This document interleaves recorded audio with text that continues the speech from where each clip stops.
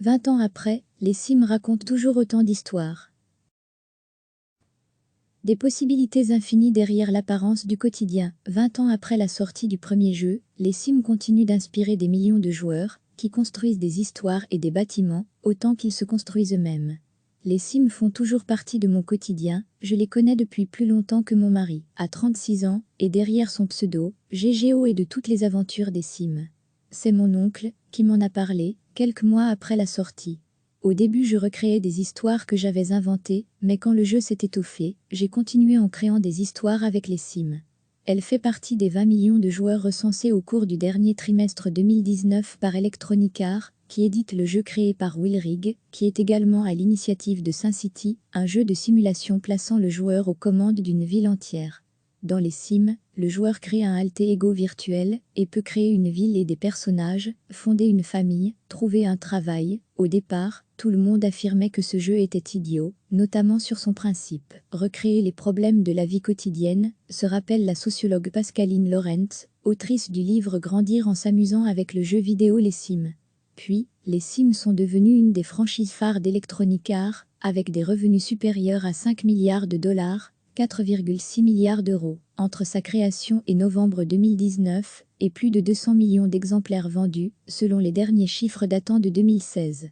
Dans la catégorie simulation de vie, il domine largement les autres titres, malgré les succès de certains, comme Animal Crossing de Nintendo, dont un nouvel épisode sort en mars 2020 sur la Nintendo Switch, ou d'autres jeux, ou de gestion comme Zoo Tycoon de Microsoft. Le joueur n'est pas guidé par une trame narrative, ou des missions à accomplir, juste par la surveillance des 8 jauges des besoins de base, la faim, l'énergie, le confort, le divertissement ou encore la vessie. Plusieurs générations de joueurs se sont saisis de cet espace de liberté, sans interdit ou normes. Le premier jeu permettait déjà des relations homosexuelles, et depuis les Sims 2, un corps d'homme peut enfanter. Le jeu est projectif pour les jeunes, explique le psychologue Michael Stora, qui l'a utilisé dans un usage thérapeutique, notamment par la personnalisation extrêmement poussée des avatars. Certains joueurs s'incarnent en miroir dans le jeu, mais adoptent des comportements qu'ils n'oseraient jamais dans la vie. D'autres s'idéalisent, mais gardent finalement le même type de relation, analyse-t-il.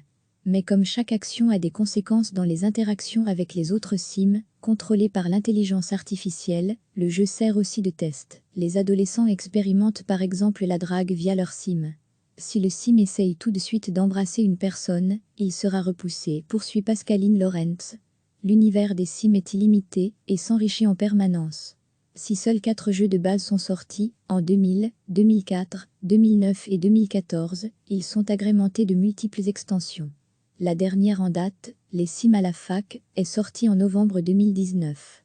Les joueurs eux-mêmes participent à l'enrichissement, avec le modding, en ajoutant au jeu des objets qu'ils ont eux-mêmes conçus. Les concepteurs sont attentifs à la communauté.